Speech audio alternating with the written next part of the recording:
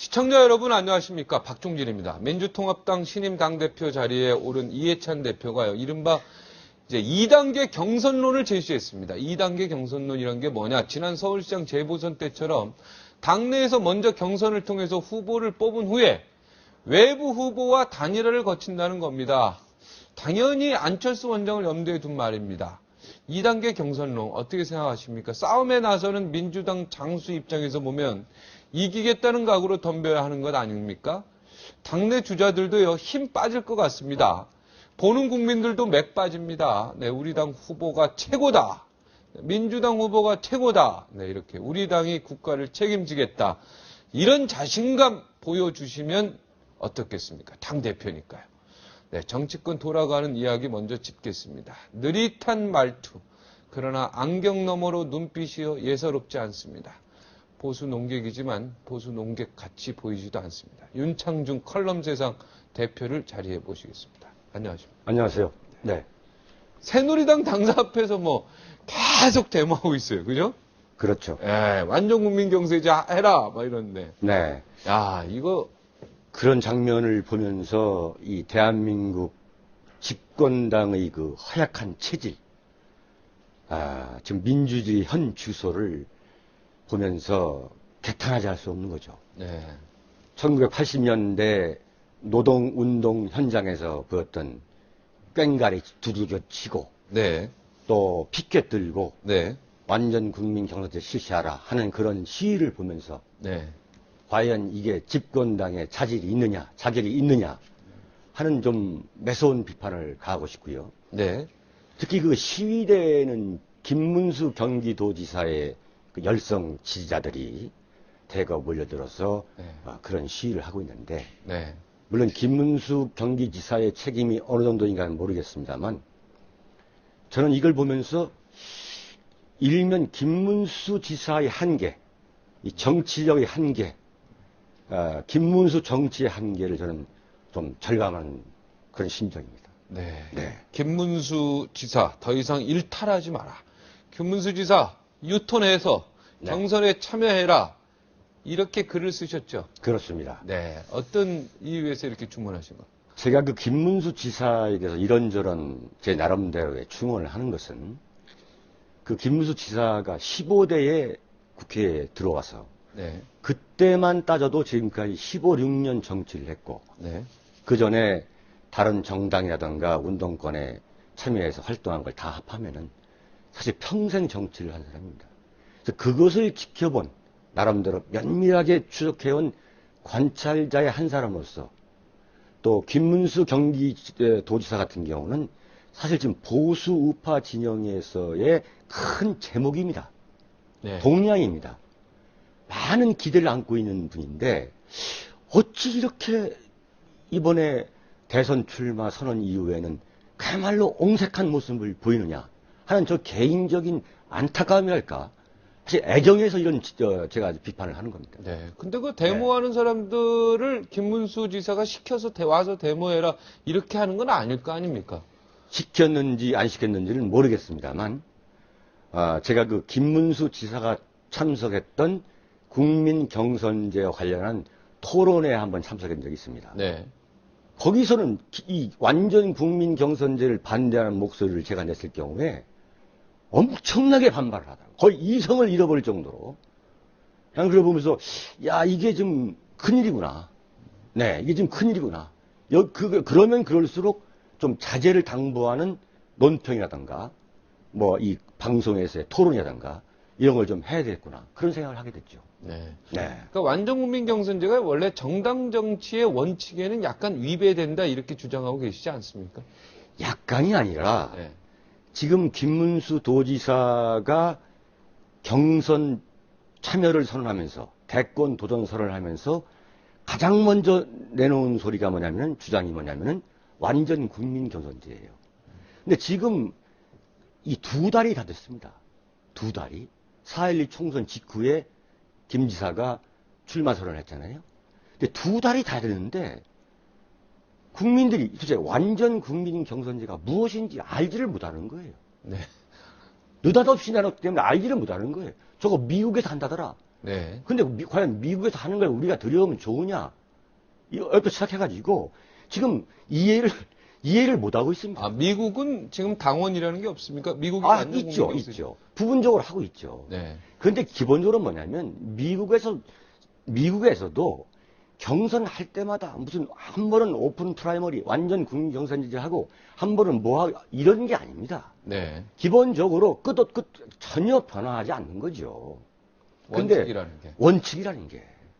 자, 그렇다면 뭐냐면은 왜 이 김 지사를 비롯해가지고 정몽준, 이재호 의원이 2달 동안 지금 완전 국민 경선제 노래를 부르고 있는데 정말 노래를 부르고 있는데도 이 완전 국민 경선제에 대한 국민의 지지도도 오르지 않고 자신들의 지지도도 오르지 않느냐.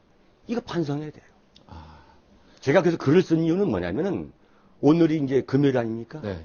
자, 토요일, 일요일, 주말에 네. 걸쳐가지고 왜 보수 우파의 큰 제목이라는 김문수 지사가 이렇게 소리를 외쳐대는데 지지도가 움직이지 않느냐? 한번 본인 스스로가 마음을 텅텅 비우고 한번 좀 반성하면서 좀 살펴봐라 이거예요. 네. 네. 왜 이유가. 그래서 네. 저는 이렇게 봅니다. 죄송합니다. 말씀이. 예, 예. 아니, 질문하세요. 그거 그러니까 이제 글 쓸 내용을 좀 얘기해 주세요. 아, 네네. 이유가 뭡니까? 자, 그래서 네, 말이죠. 왜 지지도가 2, 3%에 머물러 있느냐? 네. 이것을 냉철하게 봐야만 김문수가 제기할 수 있다 이렇게 본 거예요. 네. 자, 세 가지를 보는데 네. 첫 번째는 말이죠.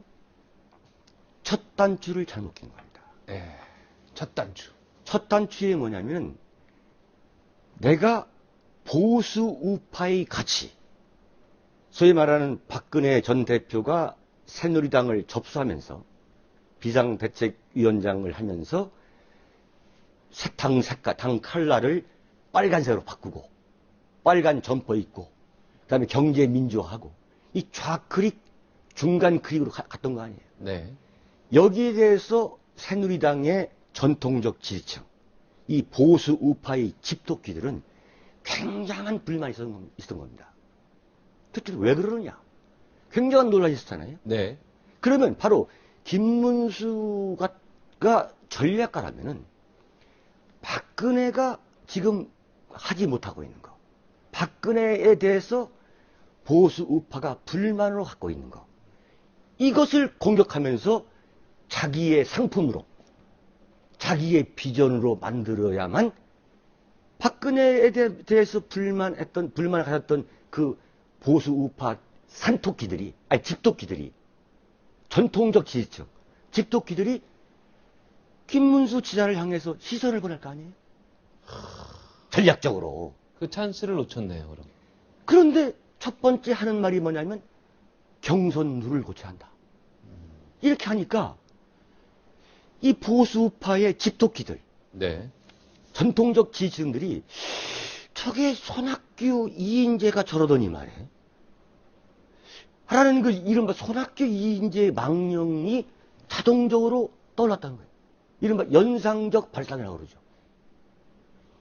완전 국민 경선제를 주장해서 제일 피해를 본 게 제가 볼 때는 김문수 지사입니다. 자, 첫 단추를 잘못 꼈으면 빨리 단추를 다시 끼야지. 네. 네? 계속 오타력만 하는 거예요. 빨리 단추를 다시 껴야 할 거 아닙니까? 다시 빨리 켜야죠.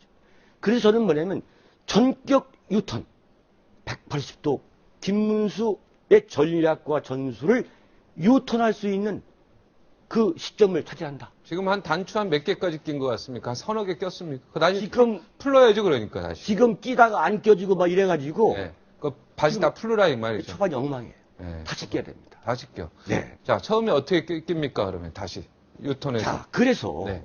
뭐냐면 이 보수 우파 이 새누리당을 지지하는 새누리당이 아무리 참 안 좋은 기분 나쁜 행태를 보이더라도 그래도 새누리당 하는 그러한 집토끼의 마음을 잡을 수 있는 결단을 내려야 될 겁니다. 네. 그 결단이 뭐냐? 무조건적으로 경선에 참여를 해야 되는 겁니다. 무조건 나 경선 참여하겠다 선언하라. 자, 왜 그러냐? 그 명분도 명쾌한 겁니다.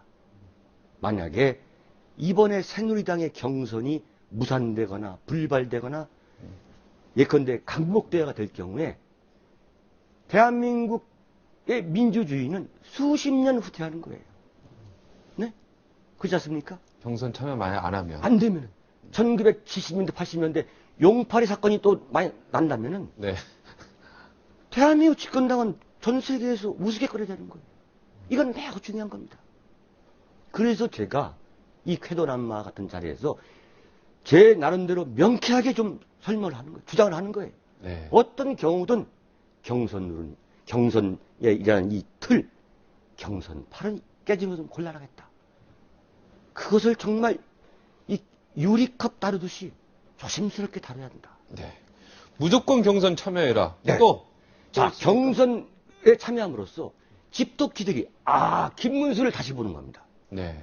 야, 저 사람이 진짜 민주주의를 할 줄 아는구나. 김문수를 다시 보는 거예요. 네. 자, 김문수를 다시 보기 시작하면 김문수의 지지도가 오릅니다. 김문수의 지지도가 집토끼 속에서 오르기 시작하면 산토끼도 움직이게 되는 겁니다. 그렇게 6월 말과 6월 중순부터 6월 말과 7월 달을 보내게 되면은 김문수는 뉴 김문수가 될 거라고 뉴 김문수가 될 거라고 저는 확신하는 거예요. 근데 왜 김문수 지사에게만 이런 주문을 하는 겁니까? 다른 후보들도 있지 않습니까? 정봉준 후보, 이재호 후보, 임태우 후보 다 있는데. 왜 김문수 제가 말씀드렸잖아요. 지사에게만? 예. 지금 말씀드린 비박계 4분 중에서 네. 현실적으로 박근혜와 대적할 수 있는 그 차별할 수 있는 자산이 네. 가장 인상적이고 강력하게 많은 사람은 저는 김문수로 보는 거예요. 유일하게 차별할 수 있는 사람. 이건 제가 제 개인적인 잣대이기도 합니다만 네. 객관적으로 볼 때 김문수 도지사의 경우는 박근혜와 대적할 수 있는 인생 스토리가 있는 거예요. 네. 그 풍부한 인생 스토리가 있는 거예요. 네.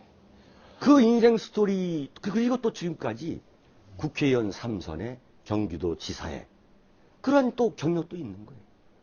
자, 그렇다면은 김문수가 좀 생각을 달리해서 이 전략적 전환을 해가지고 이 경선 룰과 대한민국 민주주의를 위해서 좀 기여할 수 있는 방향이 뭐가 없겠느냐. 이런 차에서 말씀을 드리는 거죠. 네. 근데 박근혜 의원 입장에서도요, 박근혜 측 의원에서도 완전 국민경선제를 받아도요, 여론조사에서 워낙 월등하기 때문에 당연히 이길 건데 폭넓게 마음 좀 쓰자. 비박을 다 폭 넓게 받아들이자. 그래서 안고 가자. 이런 주장도 세거든요. 지난번 시간에 제가 말씀드린 게 이 박근혜가 원칙을 존중하는 것과는 별개 차원에서 네. 대화 타협을 통해 가지고 이 전략적 유연성을 발휘해야 된다. 네. 그래서 이 비박계 대선 후보들을 끌어안는 그런 포용력을 보여한다라고 제가 말씀드렸지 않습니까? 네. 네.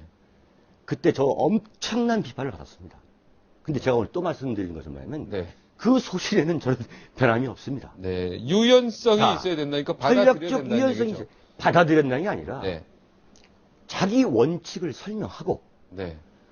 과연 비박계 후보들이 그 주장의 내용이 무엇인지 들어는 봐야 될 거 아니겠어요? 네. 들어는 보는 그런 겸허한 자세를 보여야죠. 자, 저는 이렇게 봅니다. 민주주의는 거듭 말씀드리지만 원칙 아니겠습니까? 네. 절차고. 자, 지금 박근혜 당신이 지지도가 얼마 되니까 압도도 높으니까 그거 왜 받아야 않느냐? 저는 거기에 동의할 수 없어요. 그거와 그거는 별개입니다. 막말로 이게 지금 대통령 경선이라는 게 노름판이 아니에요. 어?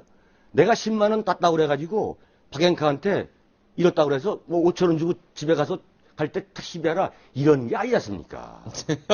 네? 10만 원 땄으면 만 원은 줘야죠. 아이고. 5천 원 좀. 아니 만 원을 왜 줍니까? 이 정치 예. 하여튼 좋아요. 네, 좋아요. 알겠습니다. 제가 비유를 뭐 하는데 네. 제가 볼 때는 네. 그런 게임이 아니라 이거예요. 네. 그래서 내가 지지도가 높기 때문에 그거 받아들여라? 저는 그건 설득력이 없다고 봐요. 그래서는 안 되는 거예요. 네. 자, 그런데 한번 지지도를 한번 볼까요? 네. 지지율을? 네.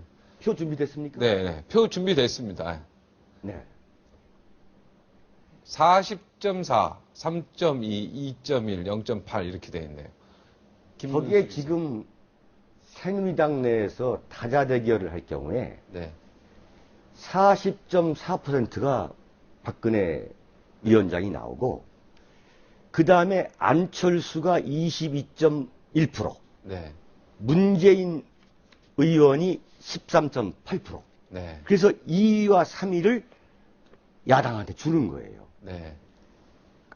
2위, 3위, 4위. 4위까지가 손학규입니다. 3%. 네.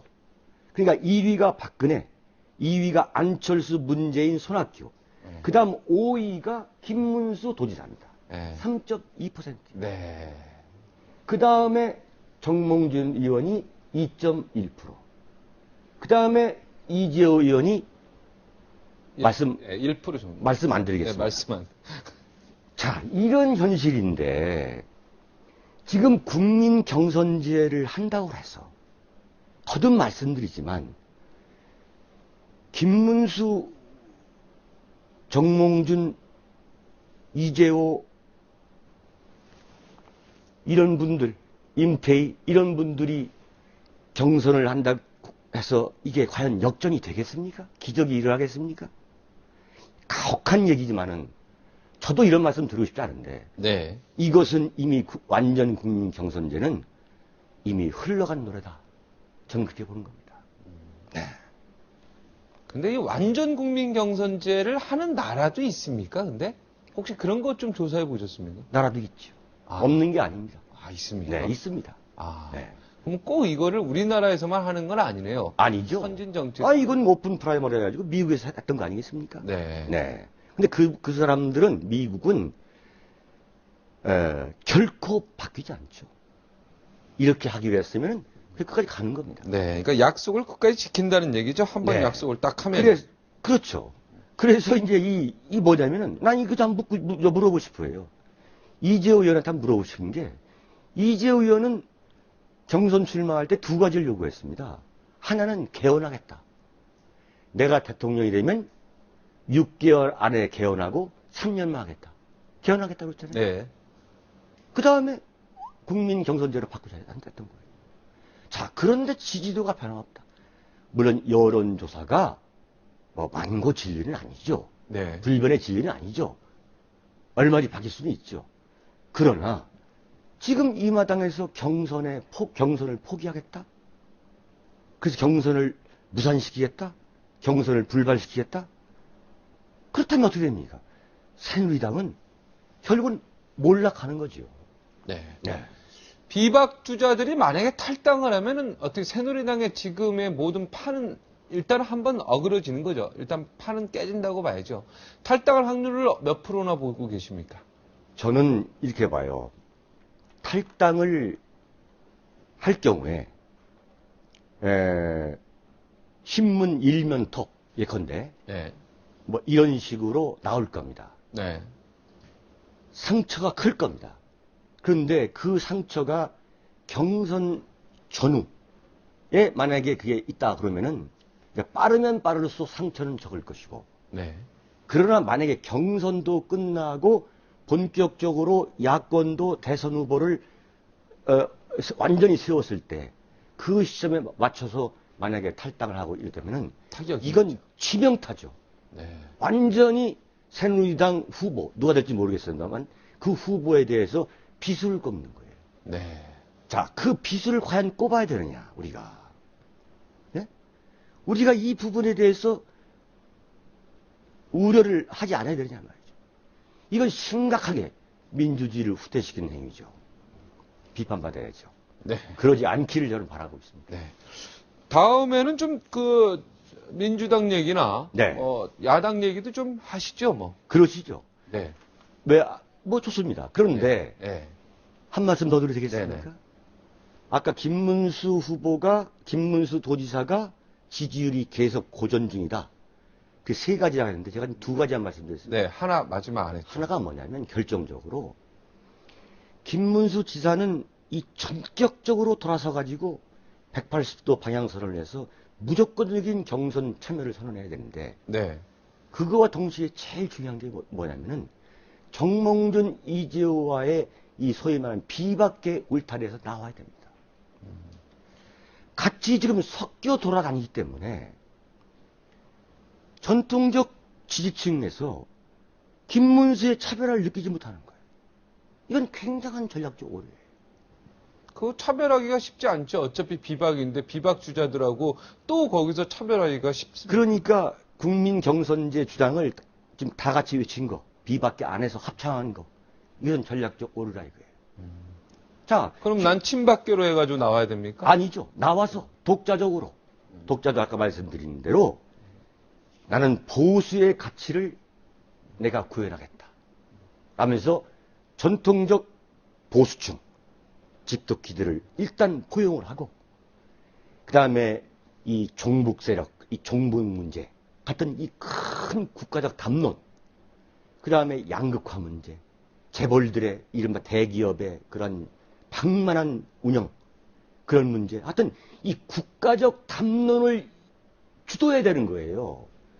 국가적 담론과 같은 큰 과제를 주도해야만 국민들이 관심을 기울이면서 과연 김문수가 차기 대통령의 그릇이 있느냐, 역량이 있느냐, 이렇게 주목하게 되는 거지, 무슨 경선룰과 같은 그러한 사소한 문제에 집착한다면 제가 장담합니다. 네. 결코 지지도 반전은 어려울 거라는 겁니다. 네, 우리가 뭐 초등학교 때 반장 선거에도 나가서 내가 이 반을 깨끗한 반으로 만들겠다 뭐 이런 식으로 얘기하지 지금 이 투표하는 방법이 잘못됐습니다 뭐 이렇게는 안 하죠. 네. 네. 그 어른들이 그 초등학교 반장 선거도 구경해 볼 필요가 있어요. 아쉬운 게 뭐냐면, 네. 지금 김문수, 정몽준, 이재호, 임태희 이 네 분들한테 아쉬운 게 뭐냐면은, 뭐 정치를 무슨 공작을 하고, 무슨 전략회의를 한다고 중요한 게 아니라, 그 박지원 민주당 원내대표가 그 며칠 전에 그 초선 의원들한테 강의를 했는데, 네. 제가 박지원 원내대표의 정치에 대해서 개인적으로 동의하는 아니지만, 네. 이 말씀은 참 가슴에 오더라고요. 네. 어떤 말입니까? 뭐라고 했냐면, 새벽에 일어나서 네. 모든 신문을 훑어봐라. 네. 그러면 거기에 답이 있다. 질문거리가 생긴다. 네. 박지원 원내대표 술 마시고 가도 네. 5시에 일어난 사람 아닙니까? 네. 뛰죠. 뛰죠. 네. 우리 찝니다. 바람껏 잘 아시잖아요. 네. 잘합니다. 네. 그럼 거기에 답이 나와 있는 거예요. 네. 종북 문제가 화제가 될 때, 네. 최고의 국가적 담론이 될 때는 종북 문제에 매달리고, 그렇지 않습니까? 네. 북한 김정은 체제가 대한민국을 향해서 예컨대 동아일보를 공격하겠다, 가만히 두지 않겠다 이렇게 나올 때는 대북 문제에 대해서 김문수의 이 소위 말 청사진, 네. 김문수의 대북 정책, 정몽준의 대북 정책, 이재호 정몽준의 대북 정책이 나와야 되는 거예요. 네. 그럴 때는 조용히 있지 않습니까? 네. 이건 기본적으로 정치력의 문제고 이 순발력의 문제인 거예요. 네. 그러면서 경선룰만 문제를 삼는다? 이건 문제가 있는 거죠. 네. 한국의 대언론사들을 공격하겠다 이런 얘기를 듣고 정치권이 가만히 있다는 것도 참 한심한 거예요. 그죠? 저는 여기서 참, 네. 충격을 받았습니다. 네. 충격을 받았어요. 물론 동아일보 채널 A뿐만 아니라 이 언론사가요. 네. 민간 기구 아닙니까? 네. 민간 기구에 대해서 공격을 협박하는 것은 이것은 국제사회가 문제 삼을 부분이거든요. 네. 근데 그때 어땠습니까? 전부 다 조용했잖아요. 아무도 얘기를 안 해요. 네. 이런 소극적인 자세로는 이 국가적 담론을 주도할 수 없는 거예요. 네. 우리만 걱정하고 있습니다. 혹시나. 네. 여기서 이야기를 마치겠습니다. 다음번에는 민주당 그렇죠. 다른 당 얘기도 좀 해봐야죠. 알겠습니다. 오늘도 이해창 후보의 이중 경선. 그렇죠. 네. 요것도 가지고 한번 얘기하면 재밌을 것 같은데. 좋습니다. 안철수 그렇죠. 교수와 함께 한번 묶어서 네. 묶어서 한번. 제가 한번 제 소신을 말씀드리도록 하겠습니다. 네. 다음 주 언제인지 몰라도 뵙겠습니다. 고맙습니다. 화요일입니다. 예. 화요일 뵙겠습니다. 네, 고맙습니다. 감사합니다. 네. 야당인 새누리당이 최근 국회의원들의 6대 특권을 폐지하겠다 밝혔습니다. 문호동 무임금, 그리고 불체포 특권 포기, 종신연금 120만 원 받는 거 이거 개혁. 여러 가지 그 모처럼 국민들 마음에 들 만한 내용 가지고 나와 주목되고 있는데 이런 가운데 6대 셋이란 다 이거 깜짝 쇼다. 요즘에 쇼 얘기가 많은데요. 이 지도부가 이중적 태도를 보이고 있다. 이렇게 거침없이 새누리당 지도부를 향해서요. 네, 거침없이 쓴소리 하시는 의원이 있어서 저희가 그분 모셨습니다. 네, 60초 후에 뵙겠는데요. 네, 이분 대단하신 분입니다. 잠시 후에 뵙겠습니다.